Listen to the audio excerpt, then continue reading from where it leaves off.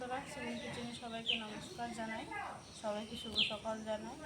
আমি মাছের ঝাল রান্না করব। রুই মাছ নিয়ে এসছে, মাছটা ধোয়া হয়ে গেছে আমার। রুই মাছ দিয়ে আলু মোটা মোটা করে লম্বা লম্বা করে আলু কেটেছি, আর এখানে মিষ্টি কুমড়োর ডোগা নিয়েছি। দেখো তাজা তাজা ডোগা, কচি কচি ডোগা নিয়েছি। ডোগা দিয়ে আলু মাছ দিয়ে রান্না করবো। তোমরা ভিডিওটা সম্পূর্ণ দেখতে পাবো। আমি এখন শাকটা কেটে নেব, মাছটা ভেজে নেব। মাছটা এখন মেখে নেব। দিয়ে দেবো পরিমাণ মতন হলুদ গুঁড়ো, স্বাদ মতো নুন। মাছটা মেখে 4-5 মিনিট রেখে দেবো। দেখো মাছটা মেখে নিয়েছি, মাখা হয়ে গেছে। মাছ ভাজার জন্য কড়াইতে দিয়েছি সরষের তেল, গরম হয়ে গেছে। মাছগুলো ভেজে নেব।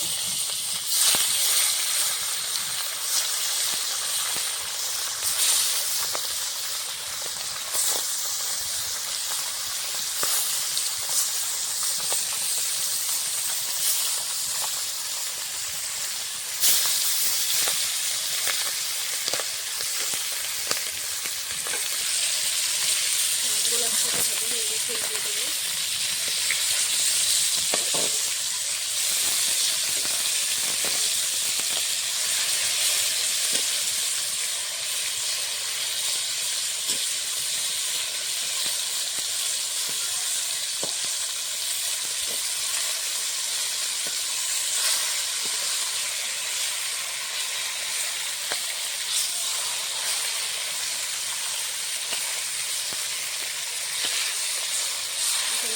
মাছটা ভাজা হয়ে গেলে হয়ে যাবে, ততক্ষণে কুমড়োর ডোগাটা কেটে নেব।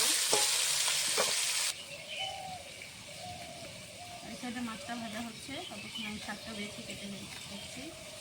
কেটে নিয়ে ধুয়ে নেব শাকটা।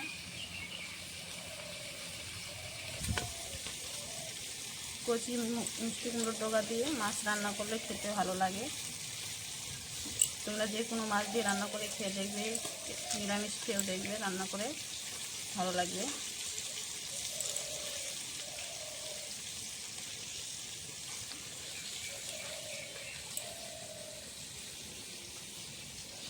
হালকা মশলায় আমি তরকারিটা রান্না করবো।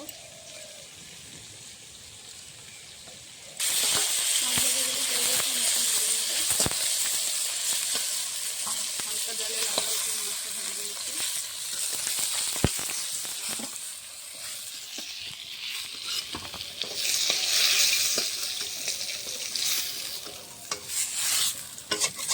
মাছ ভাজা হয়ে গেছে। মাছ ভাজার তেলে আমি কটা জিরে ভেজে তুলে নেব।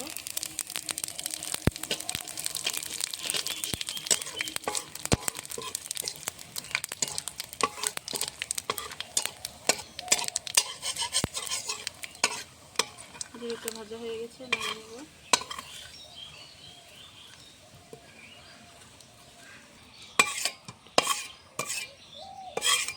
জিরেটা ভেজে নামিয়ে নিয়েছি। ফোড়নে দেব তেজপাতা, শুকনো লঙ্কা, গোটা কালো জিরে,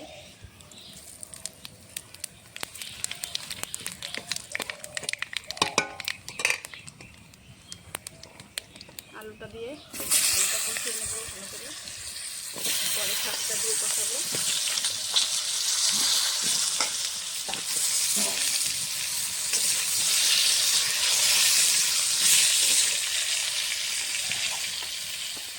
আলুর মধ্যে দিয়ে দিয়ে স্বাদ মতো নুন,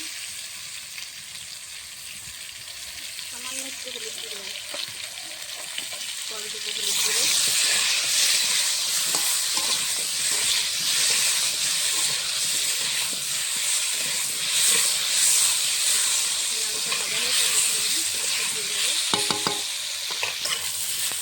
দেখো আলুটা ভাজা হয়ে গেছে, আলুটা সেদ্ধ হয়ে গেছে।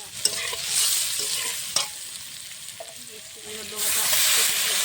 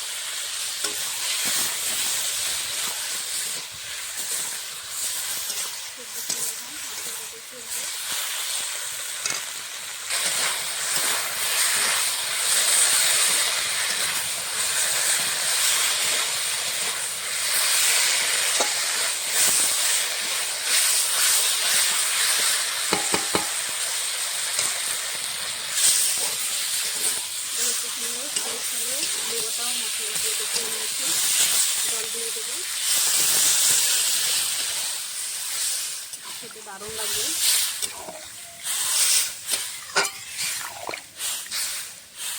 ফুটে উঠলে মাছগুলো দিয়ে দেবে। তরকারিটা ফুটে উঠেছে সুন্দর করে, ভেজে রাখা মাছগুলো দিয়ে দেবো।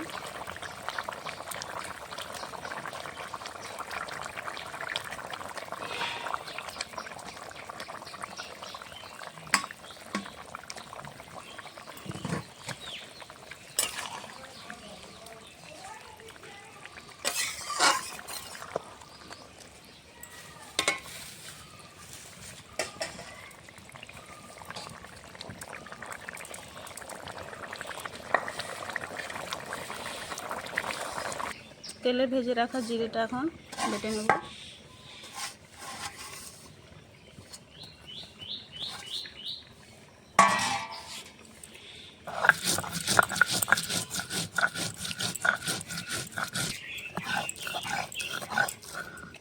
জিরেটা বাটা হয়ে গেছে।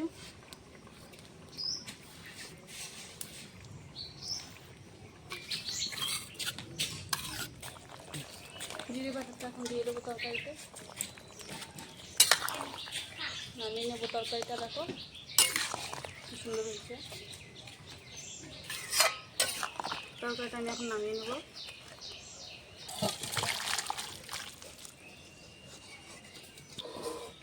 দেখো আমার রান্নাটা হয়ে গেছে। হালকা মশলায় রান্নাটা করেছি মিষ্টি কুমড়োর ডগা দিয়ে। তোমাদেরকে যদি রেসিপিটা ভালো লাগে অবশ্যই লাইক কমেন্ট শেয়ার করে দিও। আজকের মতন রান্নাটাই ঠিক হ্যাঁ।